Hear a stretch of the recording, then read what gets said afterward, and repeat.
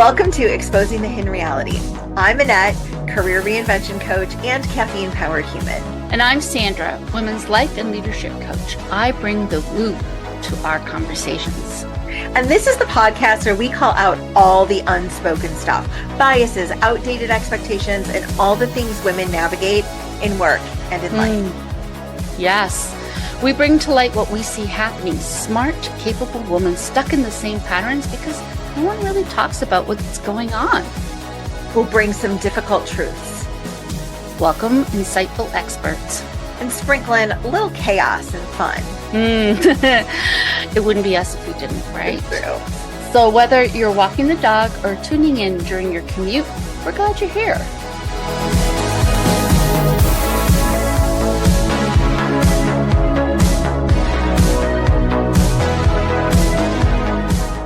Let's do this. Let's do this. You want to do the let's do this together? Like 3, 2, 1, let's do this. All right, 3, 2, 1. Let's do this. We tried so hard on when we were recording that, Missy. Really, we did. That was great. I loved it. Perfect. Well, welcome. Sandra and I are so excited to have you here on Exploring the Hidden Reality with us. Why don't you take a couple seconds and tell us about yourself and what kind of work you do in the world? Thank you guys for having me. That was a great intro. So I'm Missy, and I am an energy healer and an intuitive channel. So that sounds kind of maybe crazy. It wasn't the profession that I thought I would ever end up in, but here I am and I love it. But I started out in the TV and film world. So I did that for decades. It really wasn't until I was 51 that I completely switched careers. So it's possible for anybody. Wonderful. What happened that made you make that change from what you did? I don't know if I would call you corporate America, but from your primary career into something so new and different from what you did before. Yeah, so I went to film school and I loved film. That was the thing that I always wanted to do, tell stories. And so I had a really beautiful career. I really loved what I did. There was a lot of community. And basically, though, over time, I became sort of bored. So I hit sort of a certain level and I didn't realize it was boredom. At first, it just sort of felt like, I just felt like kind of not that happy. It was like, okay, I loved all the people, but I feel like I wasn't learning something new. And I realized that I love learning. So that was like one first thing. I was like, okay, I'm kind of bored. And then one day at work, a director came up to me and he said, Missy, and this was very nice of him, took me aside. He said, Missy, it's time for you to move up, right? It's time, because there's different tiers in the camera department. And I looked at him and just like out of my mouth was like, no. And I was like, oh, that was very rude because that's not my normal style. But that was obviously what I really felt. I didn't want to do it. So, I really took that to heart and I thought, okay, wait, if that's no, then what's yes? And I think we don't often ask ourselves, what's my yes or what's my no even, right? I hadn't really considered that I could choose differently at that time in my life. I had invested, in my career. I had made it to a good level. I had an income. I have health insurance and I have 2 kids. So it's like really practical of me. Like I'm the one who gets the health insurance. How's that going to work? And also, I'd gone to school for it. So everything, I felt like there was this huge investment and it was also my identity. And it was my family because I'd been with these people for decades, the same crew. We kept working on the same things together. So I didn't ever think that I had a choice. But at that moment, I realized it was a no for me. That was a no. So I needed to find out what actually was a yes. So I had meditated early in my life, like in my 20s. And I had really profound experiences, but then I got married, became a mom. Life was crazy. I had a job. Forget it. Meditation out the window. So in that moment, I was like, wait, I remember I can really tune into myself when I meditate. I'm going to make the commitment. So I think the first commitment is a commitment to ourselves to say, okay, I want to make a change. I want more information. I'm going to make a commitment, which is like a new habit to create something different. So my first commitment to myself was I'm going to sit down and actually meditate. I'm going to actually try to do this, right? And so I made that commitment every morning and every night. And somehow I had heard someone say, if you ask the universe a question, it answers you, right? We can have a communication. I was like, okay, I'm going to try that out. I don't know what do I have to lose, right? I think a lot of life is experimentation. So I was like, okay, I'm just going to try that. So I did, but it took 4 months, but I was very persistent and I would ask. And then literally, okay, this is where it gets a little bit in the woo. 4 months in, it was in October, in my ear, I asked, show me who I am. And I heard a voice and it was in this ear. It said, you are a healer. And I was like, oh God. Okay, really? No, that's not what I thought I want to hear. I didn't grow up with what is a heal? I don't even know what that means. Like I didn't even know what that could be. And but the thing is, so my mind was not on board, but in my body, I could feel, okay, wait, there's something about this that's true. So I encourage you, like if you're looking for answers for yourselves, to actually get out of your thinking mind and kind of tune into your body, like, wait, because my body did know. It was like, yeah, that's true. But my mind was like, no way, that's crazy. Well, all that people will think you've gone off your rocker. So well, basically that was the moment. And from then on, it was one synchronicity after another. I just kept following the next step. I had no idea where it was going to end. But here I am now, and I have a thriving business on my own. I'm an entrepreneur. I'm an energy practitioner. I travel the world. I have clients all over the world. I love my job, and there's so much freedom, and I get to help people every day. But I didn't get there knowing I was going to get there. I just kept following the next step. There is so much good, juicy stuff in what you just shared. Yeah. And I'm trying to choose, where do I want to start? Because there's so much good meat there. I think where I would like to start is to take you back to what you said to us about the no just kind of popped out. Mm-hmm. And I didn't even know that was there. Mm-hmm. And I think that's so powerful because we grow up, right, being asked, what do you want to do? What do you want to do? What do you want to do? What are you going to go to school for? What do you want to study? And we make those decisions at a time when we really have no sense of self and no sense of the world. And then we're sort of locked in to this path. And, I like to say that a lot of the women that I work with followed a path they thought was going to make them happy, only to one day wake up and realize I am desperately unhappy. Yes.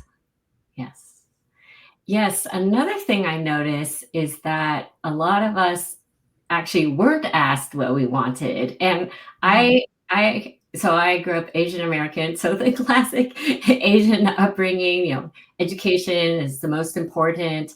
And by the way, I'm going to say kudos to my parents. They were like, yeah, go to film school. I mean, that's kind of that's pretty great for my parents. They were super supportive about that. But growing up, I feel like we weren't, we did have choice in some things, but a lot of it was like, do this, do that. There was a lot of responsibility. I grew up as the oldest child of 5. So there was a lot of expectations about how to behave. And we didn't really get a say. Like, you have to go watch your brother and sister. You have to change their diapers. You have to wash them in the bathtub, whatever the thing was. And there wasn't a lot of choice in some ways about where to maneuver. There was a narrow pathway. And so I actually ended up growing up, actually not even knowing what I wanted a lot. Like, even in friendship, like somebody would say, hey, Missy, let's go out to lunch. Where do you want to go? I couldn't even tell you. Because I was so focused on reading everybody else's expectations or what they wanted me to say, the classic people pleaser. So I didn't even know what I wanted. And I feel like a lot of women that I work with also are like that. We don't even know what we want. So that is the first step. What do we actually want? Is it okay to ask for what we want or know what we want? Yes. Yes. So is it okay to know what we want? I find that we don't always get there right away. So, for example, like what made you decide film school over, say, being an accountant or being, a lawyer or a doctor, right? What made you choose that path? And then it wasn't till later, like much later, that you question, like, what the heck am I even doing here? I thought this was what I wanted. So, what do you think changed in you that said, I did want that, and maybe that was great, but now I'm ready for something different, something more? Yeah, well, I grew up as one of those little kids who loved stories like fairy tales and like Disney everything. Like I just loved sort of that make-believe magical world.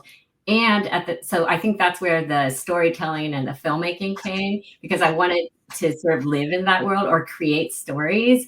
However, at the same time, I also saw a lot of things when I was little. So I saw my grandma after she passed away. So I was 3 and I saw her and I told my aunties and my mom and I saw the look on their face and I was like, oh, that's weird and bad. Don't do it again. Like, don't talk about that. So even though they didn't say that, you could read, like you're a little kid, you can see or feel that that's not acceptable.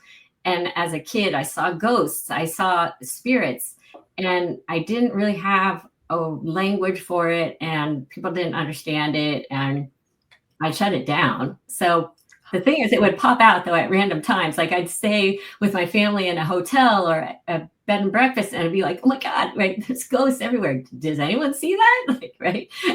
So it would, even though I try to tamp it down, it would pop back up.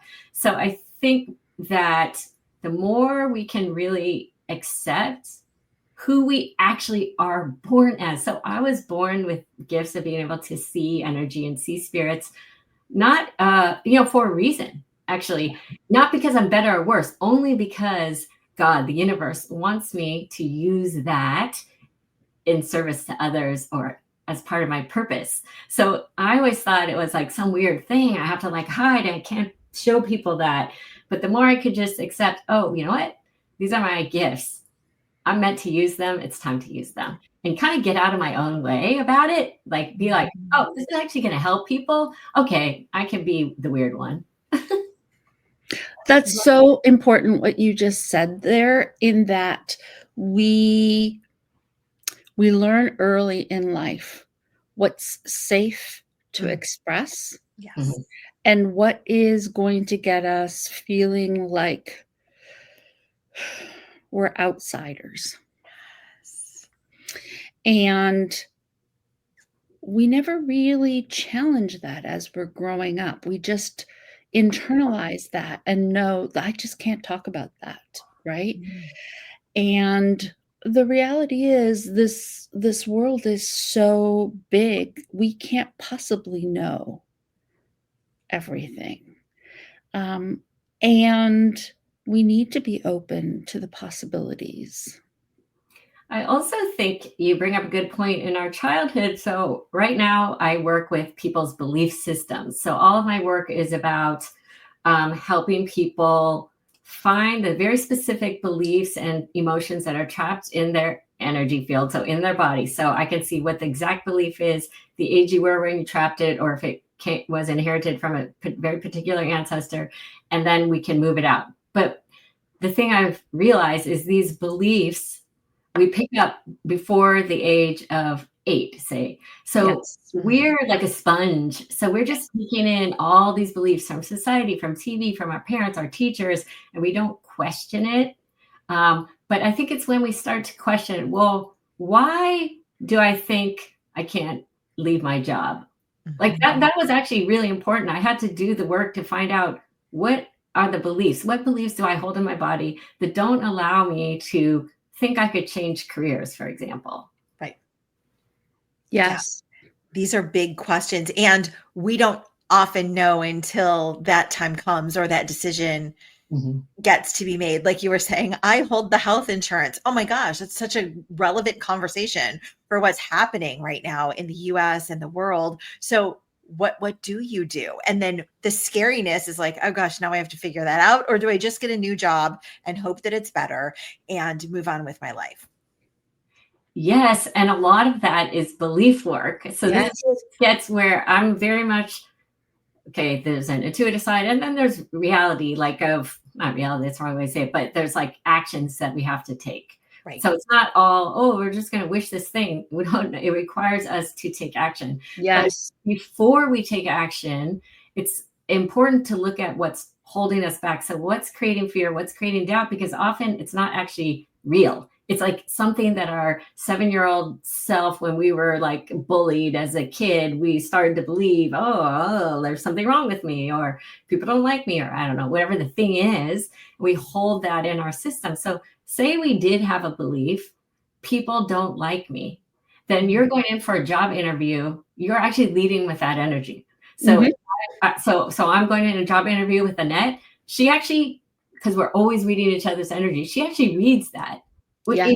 She's not consciously thinking it. She's like, oh, okay, maybe this person, something not likable or something. And me as a person, I'm feeding that energy out. Like, yeah, I'm walking like this. You know, like people don't really like me. And then it becomes a self-fulfilling prophecy. So what we believe really actually matters. And I'm sorry, I don't know how I got to that. And that you were asking something, and I No, that's I think completely where I was going with this. So yeah, how do we as adults with all these things that we don't even know we believe about ourselves or that we believe so deeply because it's from our childhood, how do we bring those beliefs out? And then how do we bust through those barriers to say, I am well liked and I'm going to perform well in this interview and I'm going to share my expertise and value and they're going to hire me? Yeah. Okay. So there's a whole think positive thing. So that, but I think that doesn't work because we could go in, right? And we could say, okay, I'm going to this interview.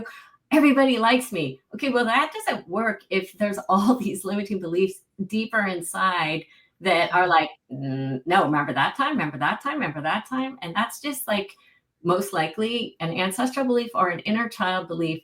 They just want you today to stay safe. Like they don't want you to be rejected. So it's almost like, okay, we got to put this big wall up because remember that time that person didn't like you, right? So now you better hide. So we put up all these defenses to never feel like that again. So your question was, how do we work through it? So it's not just positive thinking, or in my mind, that doesn't work because you got to go deeper. So that's the work I do with people. But another thing you could do is you could start asking yourself a series of why questions. So I'm going to work it. Do you want me to give you an example? That'd be great. So when I worked through leaving my career, right, I had to look at that fear. Like, why am I so scared to actually leave this job? And I kept asking. So I would ask, why am I scared to leave this job? And you could do this journaling. Well, because people, I won't have health insurance, right? Okay, that was one of them. But then as I kept going, okay, so then what? And then what? And then what? When I came all the way down to it, I was like, after the series of questions, then what would happen? Then what would happen? At the bottom, it was like, well, I have health insurance banks. I was in a union for a year. So that will buy me a year. And then I can worry about it. And maybe my husband will start getting health insurance from his job. So it's not like I have to know every single thing, but it did give me a level of safety to know I had a padding of a year. In this particular case for me, I had to look at it actually for real, not just, oh my God, I don't have health insurance.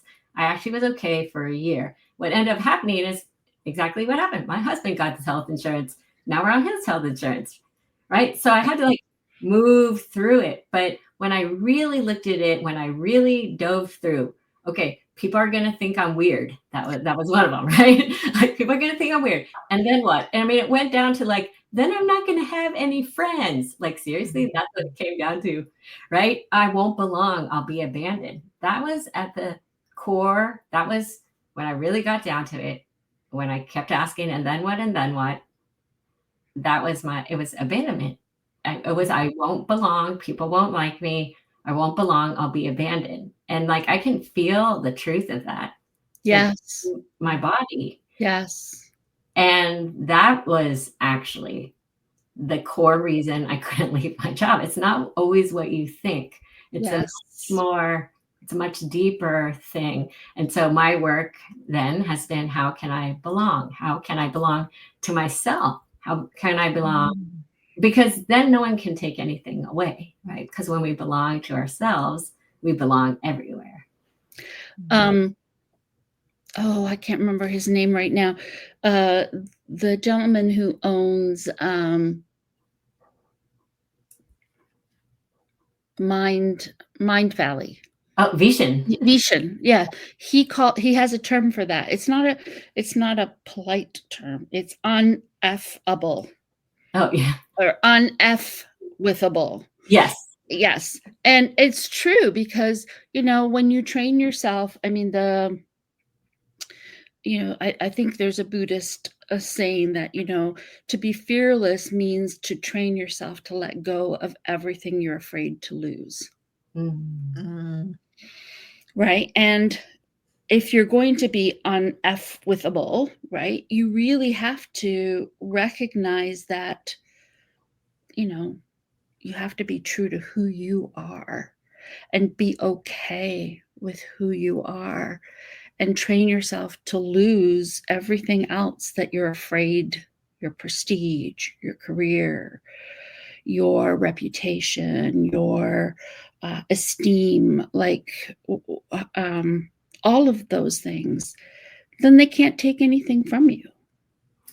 And also, I think it's really examining so like your reputation, all those things, money, success, are they actually things that what of all of that do I actually want? Like, how do I define success? Yes. Or is that my family or yes, so really coming into what is authentic to me, what do I truly want?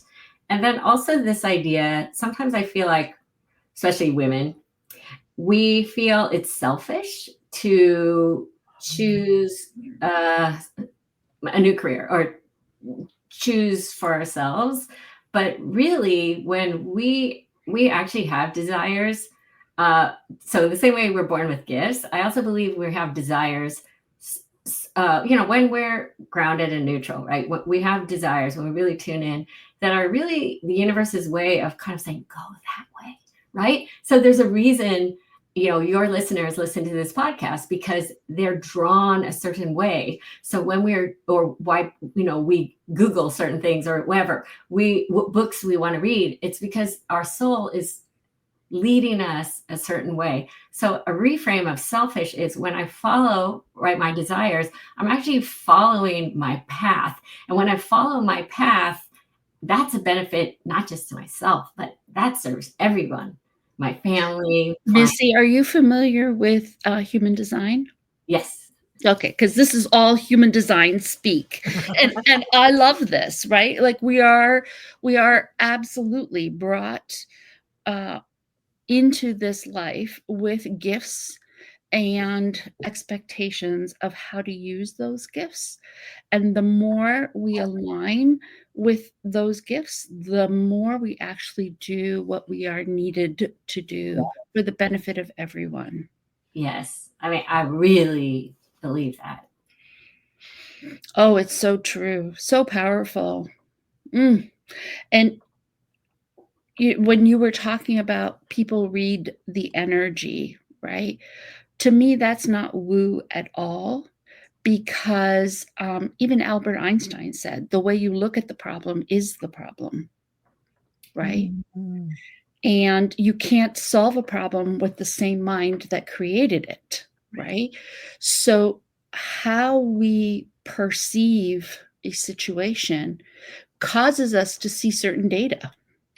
That's and when we see certain data, we react in support of that data, but we can't see all the other data because we're so busy responding to the data that we can see, which is based on our thoughts and belief system, which to a lot of what you talked about could be based on generational trauma that has nothing to do with us. Mhm. It could be epigenetically encoded in our genes because our ancestors experienced it, and now those genetic encodings have been passed on to us. And right, it could also be trauma that we experienced early in our life that we don't even consciously remember, but we feel to ignore our bodies, especially as women. Yes, and we carry all of those pieces. So energy to me is all of our thoughts, our beliefs, our emotions, our traumas, our ancestors. All of that information is in our bodies, and we carry it, just like you said, whether we're conscious of it or not. So really our work is to get curious, like, why do I think that? Like that's like a really great, what belief is creating this thought that then creates this emotion in me, and then emotions have so much power behind them, it pulls in our experiences. And you're exactly right, we have a reticular activating system in the brain, in the body, that is meant to keep us safe, to only look for certain things that we kind of basically program ourselves to look for. But then we're not looking for all those other amazing things. So if we're only looking for all the bad things in our job, we're going to keep seeing that instead of looking for, oh my God, look at all the benefits and blessings of my job. Wow. So how is it that you start these conversations with people that are carrying all these limiting beliefs? When they come to you, they probably don't have any idea this is really what's going on. They probably think there's more of a surface level problem. Yeah. So usually I'll start with asking what issue, pattern, or problem is showing up in your life. So maybe, a lot of, and your listeners can think about this, a lot of our things are actually patterns. So somebody who keeps choosing unavailable partners, that's actually a pattern. Or even losing money. We also have an energetic ceiling that we create about how much money we can make or have or hold that feels safe to our nervous systems. So there's all of those. I mean, there's so many things. There's patterns. Okay. So basically, I would ask, what issue, pattern, or problem do you want to work on? And it's many things. I started with anxiety. A lot of people came to me for anxiety, but now I mostly work with people who are looking for their purpose, right? Their life purpose. I work with a lot of women, so same kind of age group you guys, 35 and up, people who are moms, people working moms, entrepreneurs, all different visionaries, and we'll just work on that problem. And then what will happen is I will ask, so maybe your question, maybe, I don't know, is there anything can you think of a problem? Gosh, I have lots of problems, Missy. Now I feel unprepared. Wait, who's the guest here? Oh, okay. Well, I'll offer one. Okay, I'll offer one. for saving me. So sometimes I'll be working with someone and they feel like they can't make a decision to support themselves because something in them won't allow them to set that boundary. Okay, so boundaries. Yeah. So that's perfect. So a lot of us, especially women, aren't used to, or we didn't feel it was safe to have boundaries, and then that shows up actually as resentment. So that's another thing, is a lot of times I'll ask them, okay, so what emotions are you feeling? What happened? What emotions are you feeling? Where do you need help with? So if somebody tells me, oh, I'm feeling a lot of resentment, that's always a sign to me. I want to say, okay, boundaries. Because when we feel resentment, it's either we didn't hold good boundaries, and maybe we just didn't know how. Maybe it wasn't patterned for us. Or maybe somebody when we were younger actually trounced on our boundaries, right? So now we don't feel like we can safely hold a boundary. So then I would ask, then what happens in a session, I will tune in. So I'll bring the client through like a very short meditation, and I'll close my eyes and I will start I'll be able to see their body and their energy field, and I will start asking questions. So I will ask the question, why is it hard for you to have good boundaries? So we have to craft the question together, right? I'll say, oh, okay, is that a good question to ask? Yes. Okay, so let's ask. And we want to kind of keep it broad, right? Because I want to see what your body is going to tell me, and what your spirit guide, we'll call in your spirit guides, will ask your higher self. So I'll ask, and what will happen is your body will light up and it will start showing me exactly the beliefs, the emotions, where they are in the body that are creating this belief that, oh, you know, I can't have good boundaries. And we don't know what it might be. Maybe it's like, I mean, it could honestly be like, you know, I'm too much. Like, seriously, that belief. You could be a little kid, a little girl, and you have a lot of emotions, and maybe your mom or dad said, okay, calm down, like you're too much, right? And then you start believing, oh, okay, well, I guess I have to act a certain way, and I can't speak up, and I can't say no. I just have to just be like perfect or whatever. So those kinds of things. We dive deep, we come up with all the beliefs, and at the end, I release them. And then I always have journaling practices for them and things like that. I hope that kind of answered your question. Yeah, completely answered my question. So you had talked a little bit before about a book that's helped you that you've recently read. Can you tell us what that book was and why you recommend it? Yeah, so I recently read The Big Leap. I think that's what you were talking about, by Gay Hendricks. Yes. Yeah, Yeah, I just read it in the last like 2 months as well. Yes. it's so good, because what he talks about is like these invisible ceilings that we place on ourselves, so that we stay safe and we don't go to the next level in whatever it is that we want. It could be love, money, you know, career. And that's a lot of the work that I do. I look at, where are you holding yourself small?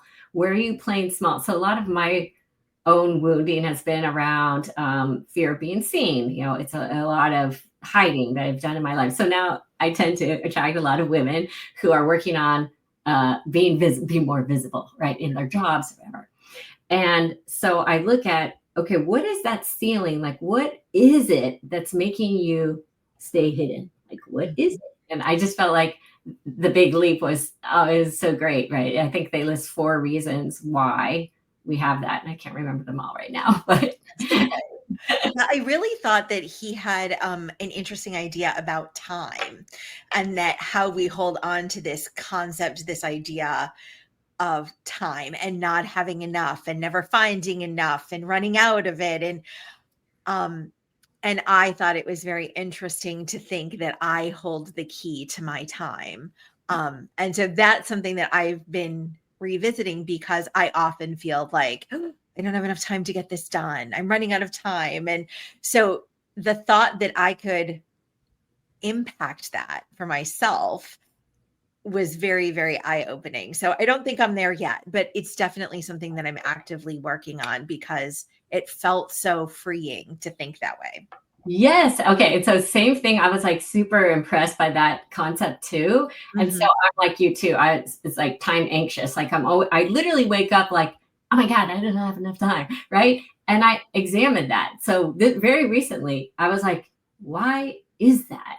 And then Mhm. I realized through the work, when I was young, I loved to read. So I used to lay on my bed and read my book. Like on Saturday, gotta read my book. But then my mom had a rule, which is, you know, we had a lot of kids and a 2-story house, right? She Right. would yell at Missy, and we had to say coming, and like go there. We had to drop everything, go there, and that's fair. You know, she had a lot of kids, but I was constantly interrupted. Like I constantly I honestly, my young self learned, I don't have enough time for me. There's not enough time, because I was constantly interrupted to do chores and things like that. And so that still, even though I run my own business and I set my own hours, I still have that belief there's not enough time for me. So it's sort of like examining, what are your beliefs about time, Yeah. and is it actually true? Is it Mhm. true anymore? Because it's not true anymore for me. I think too, there's a whole cultural aspect of it as well. It's the whole Puritan work ethic. What are you working on? How are you using your time? Are you progressing, right? Leisure time is not something that's valued in the way that it should be. We need time to rest. We do need time with unstructured ability to just allow imagination. And sometimes I'll text Annette and she'll ask me, how you doing today? And I said, oh, I did nothing this weekend. I doodled. And the reality is there's value in that, but we're taught not to appreciate it. We're taught that for time to be used productively, it must produce.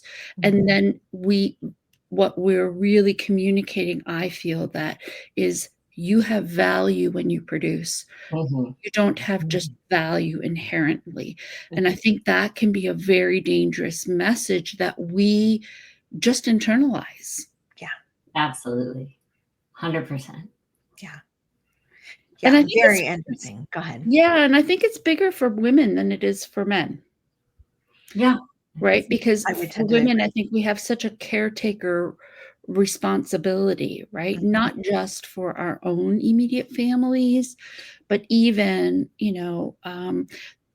when the pandemic was going on and we were starting to come out of it, I was talking to a lot of people about burnout and what a big issue it is for women in particular. And Gartner did a big study, and it showed that the burnout rate between women and men actually increased for women during the pandemic, but decreased for men. Mhm. And my point was, okay, let's go back and think through that, right? Massive unemployment, a lot of uncertainty with respect to your health and what was going on in the world, lots of political turmoil, and men's stress levels decreased, but women's increased. So why? Well, because kids were home, right? Parents got sick, right? In-laws got sick, right? And so even though times have changed and I think men are doing more around the house and offering more support than, say, their fathers did, the reality is that the emotional load associated with family is still primarily a woman's role. Yes. Mhm. And it's expectations too, because I think women generally are maybe a little bit better at reading a room or reading other people's expectations of them, because we had to kind of tiptoe around and like what is expected of us as girls and then women, and how are we expected to fit in, especially if we maybe were in a more male dominated field. Like I was always tiptoeing around. I knew I was the only woman. I was definitely the only Asian. And I really had to like constantly, I realized this later, like constantly be scanning. Okay, do I fit in? Okay, I don't want to be too girly. Like I want them to think I can do what they can do. I don't want to talk about my pregnancy. I need to fit in, right? So we're constantly scanning to fit in. And those are, the expectations that then come with us, like during the pandemic, right? We're expected to take care of the kids and do the work. So expectations, I think, is a big part of our burnout. Yeah. Huge. Agreed. Such a powerful conversation. Oh, for sure. Missy. Absolutely. Absolutely. So how do we have our listeners, our audience stay in touch with you? What is the best way to reach you? And I think you have a special little gift that you want to give. Yeah, so you can get me. My website is really easy, missyenergyhealing.com. And then also Instagram, I'm on there a lot. And that's Missy Energy Healing. So super easy too. And then, yeah, I work with people in a belief code session, and you could tell me your issue, pattern, or problem, and then I'll find the whole belief system that's creating this problem, and I'll clear it out, and then I'll send you all the notes so you'll know exactly. Oh yeah, this, and this, and I'll put a special. Well, I'll give you guys a special code for your listeners so they can get 20% off of a belief code session. So I'll have to create that coupon and we'll give it to you. Maybe you guys can put it in the show notes. That's fabulous. So generous. Thank you for doing that. You're welcome. Missy, what do you wish you had known earlier in your life? I wish, this sort of makes me emotional. I wish I knew it was okay to be myself, and I wish that for every person. Mm-hmm.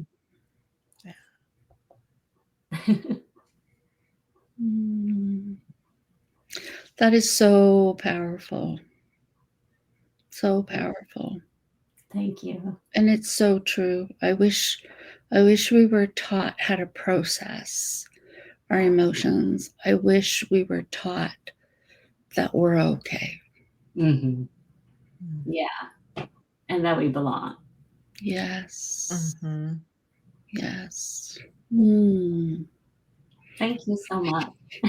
Oh, any parting words? Now you made me cry. We made her cry. You made me cry. I made myself cry. Any parting words? No, I hope that everybody takes a moment to just think about what makes them special. Like what's easy and natural to you that's not easy and natural to everyone else. And then what brings you joy? What do you love talking about, reading about? And then often that is that intersection that creates our purpose. So you're here for a reason. You're gifted these things for a reason. And now we get to be brave enough to use them. Beautiful. Thank you again for joining us, Missy. We're so grateful you shared your zone of genius with us. Thank you guys for having me. Appreciate it. Gorgeous. Thank you. Thank you.